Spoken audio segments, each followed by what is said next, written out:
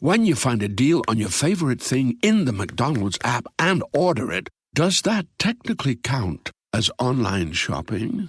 Save money with the app. Ba-da-ba-ba-ba. At participating McDonald's, prices may vary. Hey, I'm Ryan Reynolds. Recently, I asked Mint Mobile's legal team if big wireless companies are allowed to raise prices due to inflation. They said yes. And then when I asked if raising prices technically violates those onerous two-year contracts, they said, "What the f*** are you talking about, you insane Hollywood ass?"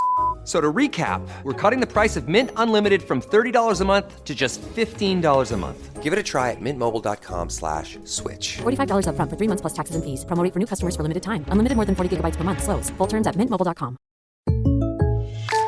When you buy a new house, you might say, "Shut the front door." Winning! No, seriously. Shut the front door. We own this house now. but you actually need to say, "Like a good neighbor, State Farm is there." that's right. The local State Farm agent is there to help you choose the coverage you need. Welcome to my crib. No one says that anymore, but I don't care. So just remember, like a good neighbor, State Farm is there. State Farm, Bloomington, Illinois. Welcome back, people, to the Jello Jiggling podcast. It's been a while, like longer than I probably should have been. And there's been a few things that have happened. There were so many games like consecutively. I was like, I don't know when to jump in here, but I figured after the win against OKC last night was probably a good time to do this. So since then, we've had LeBron's 40K, lost against Denver, but they did beat the Clippers and they did beat the Wizards consecutively, even though the Wizards isn't saying much. But I will say, I mean, I thought they gave the Nuggets a pretty good run for their money. I mean, in the end, the Nuggets showed you why they're the defending champs and why they're the better all-around team right now and probably the best team in the league. Say what you want about Boston, but I think Denver's just run exactly the way a team needs to be run in terms of being in contention to win it all. So I mean, if I would bet right now, I'd say Denver is the team to beat. And it should be. It should be that way until the champs get knocked off. Unless it's just so obvious that they're just not the same team. But I think they're just as good, if not better, than they were last year, which is a scary thought for every team in the West. But anyway, to get to LeBron's 40K, incredible achievement, obviously. Just something it kind of boggles the mind when you think about it. But there is the question of whether anybody else will pass it. I mean, I think with the way that the league is going, unless they make the changes, the rumored changes that they're going to, make it so it's, it's a bit more defensive friendly with maybe bringing back hand checking or something, or like getting rid of defensive 3 seconds. And, but if it stays the way it is, I think somebody will pass him and it won't take as long as people think. I think there's only one guy really right now who has a chance to do that. And I think it's Luka Doncic. The guy's a scoring machine and he seems to only be getting better and better. Like the more time he spends in the NBA, he's just starting to figure out stuff. And the guy is just incredible. I mean, 73 points earlier in the season. I legit was scared watching that game because I didn't want him to break Kobe's record of 81. I mean, even though Wilt has the record of 100, still Kobe's is iconic. It's still incredible that you think about it now. So many years have gone by that no one's really come close. Instead of the, what Mitchell had 70, Booker had 71, and Dame had 72, I think. I can't remember. They're all around the same, area, but no one's ever gotten to that point where they're a bucket away or a couple buckets away. But I thought Luka was really going to do it that night against the Hawks. I was like, man, a few shots go down here. That's it. He had plenty of time. He could have done it. And what's funny is when I asked Kobe that question years ago about whether, I think it was just last season, 2016, whether or not anybody could ever match or surpass that number of 81. And I was fishing for an answer. Like I just wanted him to say KD or Steph because those were the two dominant scorers at the time. But he didn't. He wasn't going to go that far. But he did say you have to be in tip-top shape, and that's kind of ironic considering Luka's been the closest to get to 81, and Luka's been getting shit for being out of shape for ever since he got in the league. Even though he looks better this year, he's still not.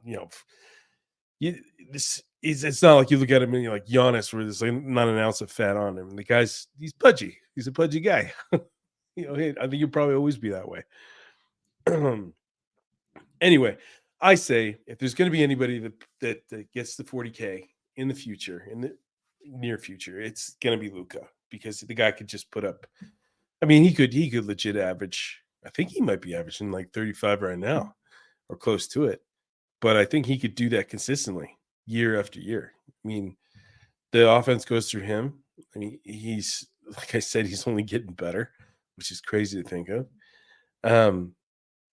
But that aside, Darvin Ham, you're doing some interesting things again here, buddy. Not quite sure what the hell you're doing, actually. But I did find it interesting that report came out recently that LeBron overrides Ham quite often. Like when they have a timeout, he runs a play or whatever, and then LeBron just says, screw that. Let's do this instead. I mean, usually I would say, what a prick. Why is he doing that? Listen to your coach and do what you're supposed to do, right? Like that's the coach's job. And you as a player, you're supposed to execute, right? But I don't blame LeBron. I really don't, because the things that Ham does is just baffling. I honestly think the guy doesn't know when to take a timeout at all. He's got no sense for it. I think maybe he gets too wrapped up in the game in his head and he loses track of what's going on.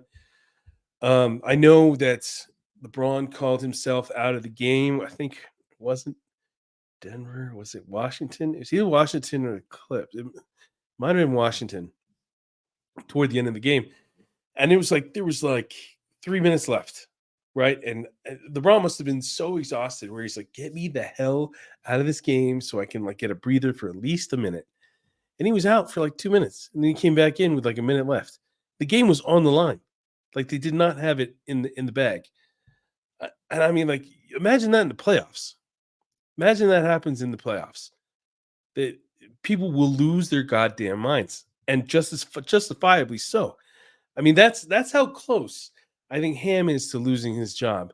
Is the fact that when the playoffs come around, if something like that happens, and if that happens consistently, they're going to say you're out, bud. We can't.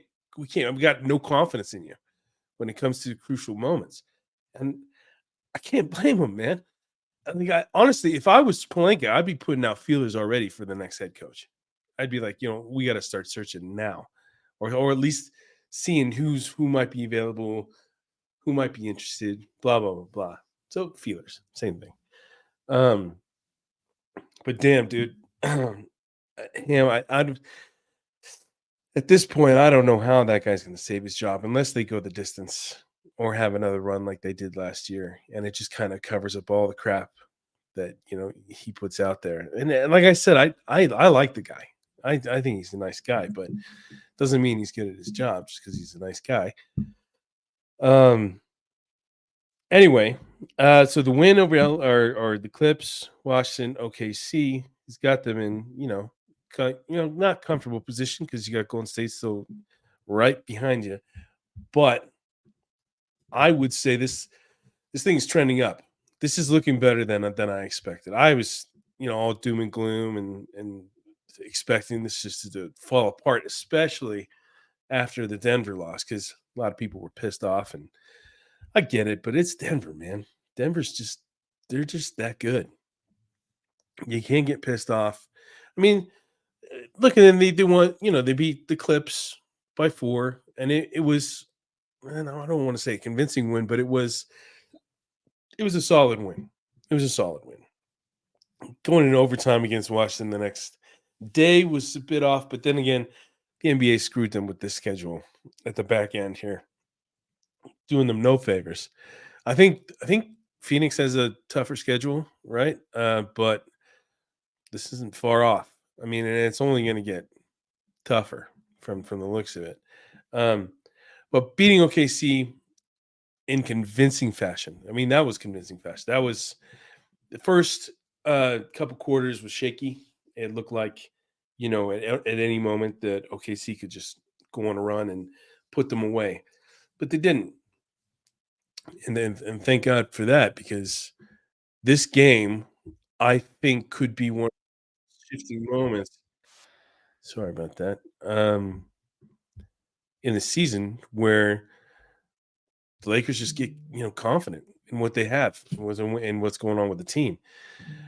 I would say the one telling thing about that game that made me think about how this team could be successful moving forward is D'Angelo Russell. D'Angelo has quietly been the third best player on the team and been incredibly consistent.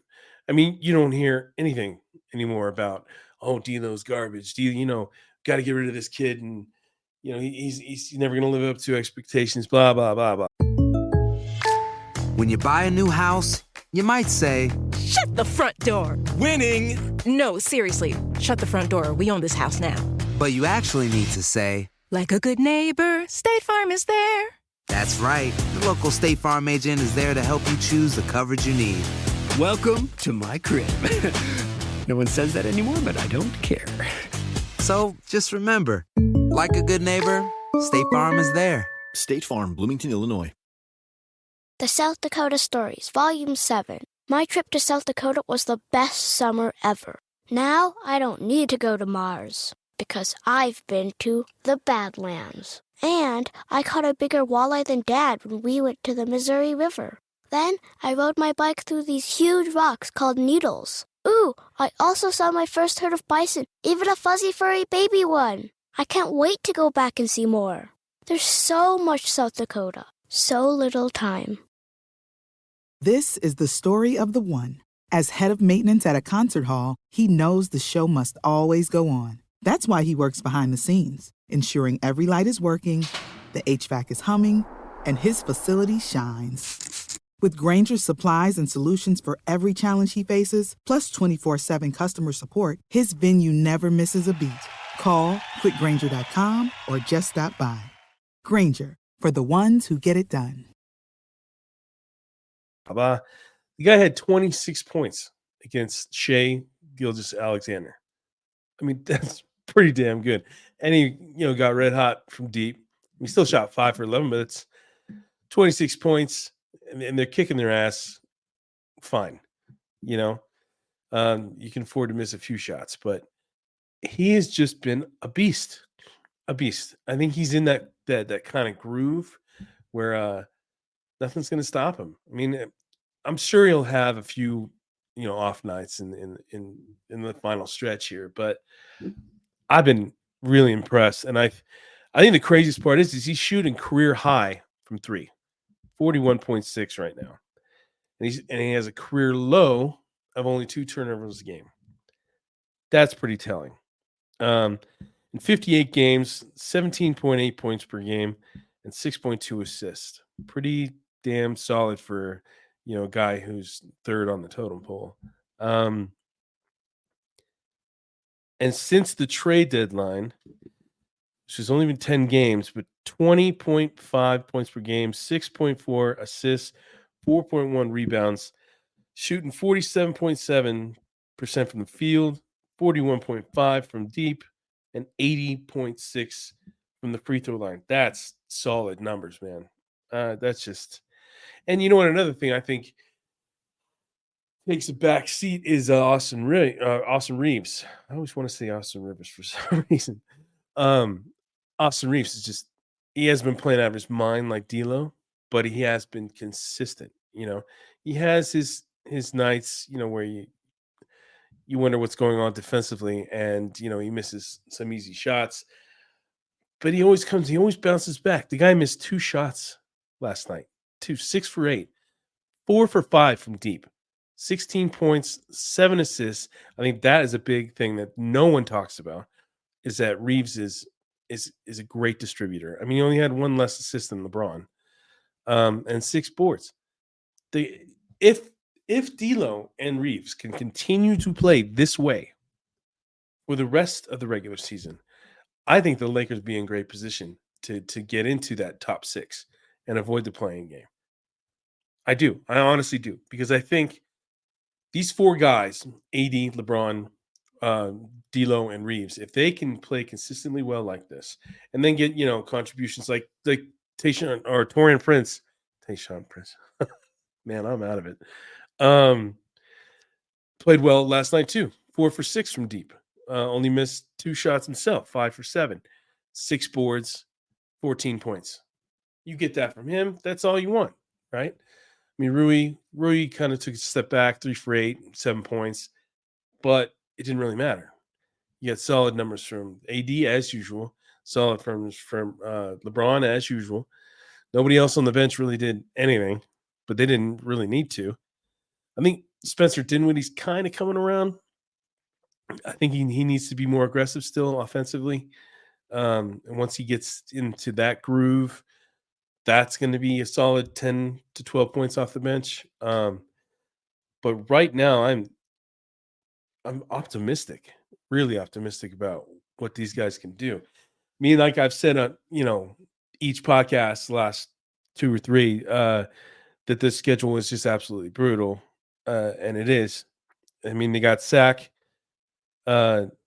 Bucks, T-Wolves, Sac, Golden State, Atlanta, Philly, Indy, and Bucks again. And the next, how many games was that? 9 games? That's rough, man. But I think if you can split that or win 5 out of 4, you're sitting pretty. You're all right. Not that bad. I mean, I honestly keep waiting for it to collapse, because I just get that fear that seems inevitable. But that could just be me being pessimistic and, covering this team for so damn long, seeing the trends. But they're in a good spot, man. I mean, I didn't realize how close they were to the Mavericks. I mean, the Mavericks, they're a game behind the Mavericks right now. 1 game. And they're a game and a half behind Sacramento.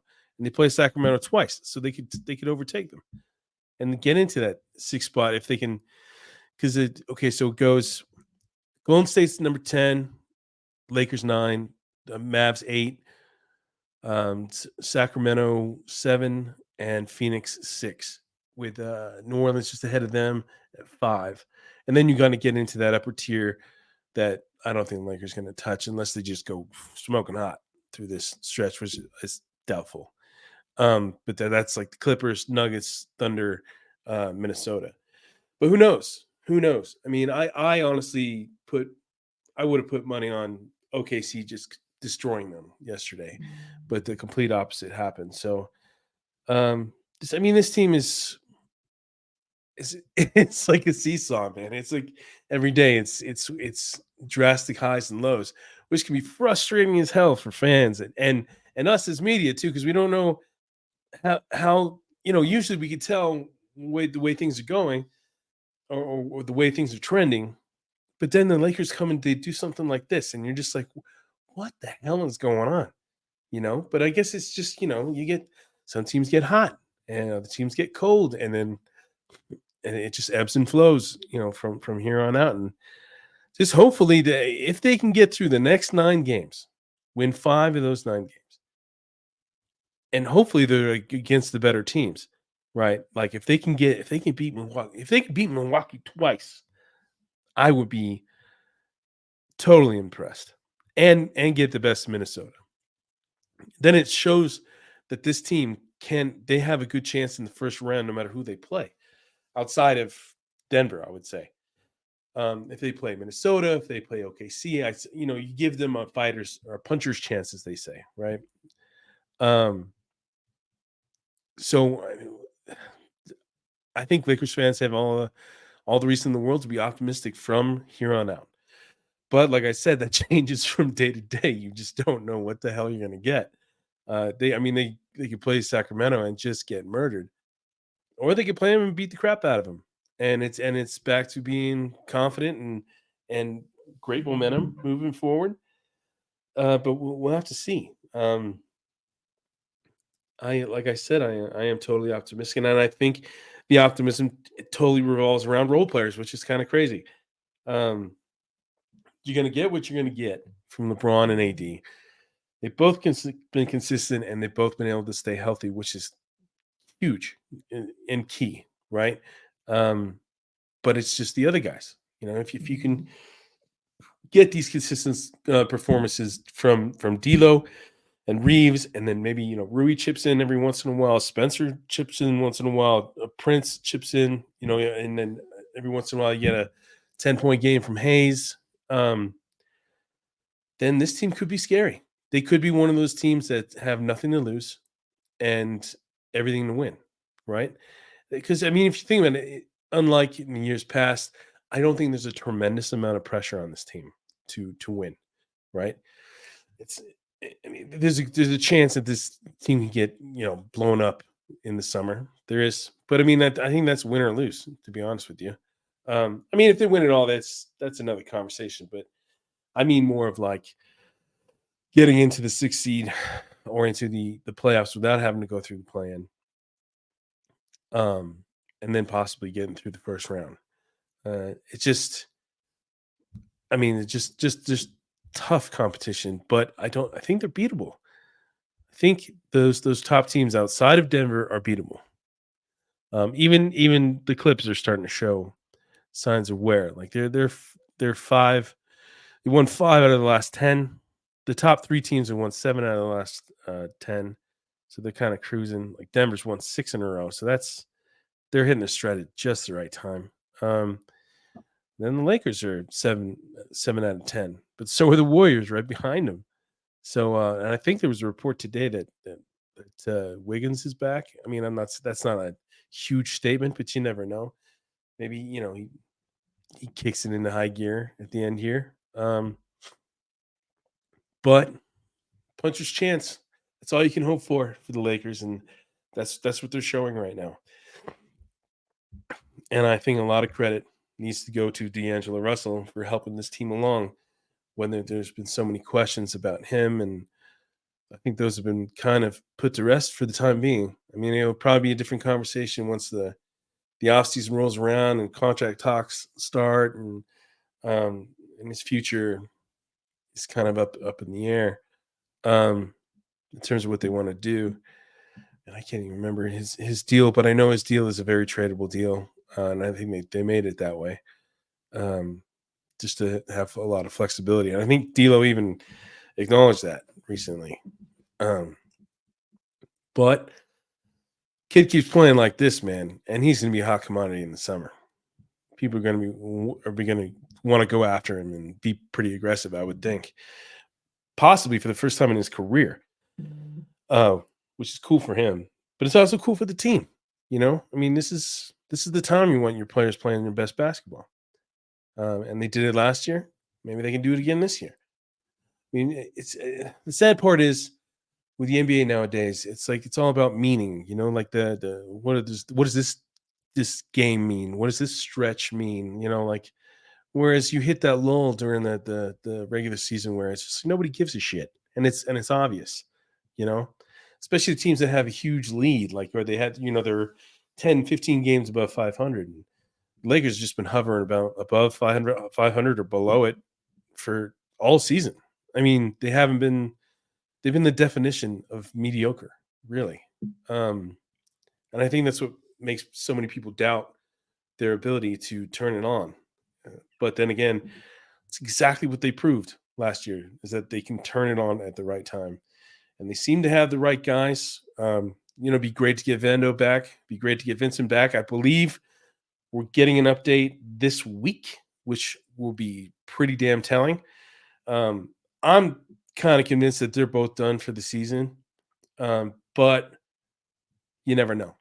Hopefully, they say, oh, they just need another week or a few games before they can get back. That'd be great. I mean, you add that depth to this team right now as they're playing right now. That's exciting. That's exciting. You get a boost in the backcourt with Vincent if he can play at a high level. And then your best defender outside of AD comes back. It's just that's all. The timing of that would be incredible. But we'll see. We'll see. But I will say this: trending up. It's going to be a fun time for Lakers fans. These are going to be fun games. A lot of them are nationally televised.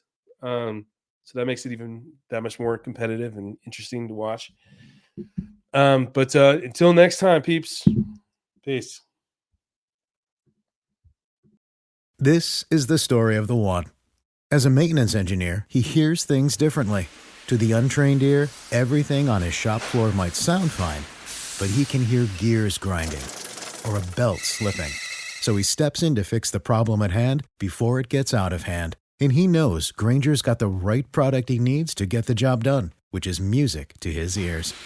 Call, click Grainger.com, or just stop by. Grainger, for the ones who get it done. You know when you're listening to a true crime story that has an unbelievable plot twist that makes you stop in your tracks? That's what our podcast, People Are the Worst, brings you with each episode. I'm Rachel.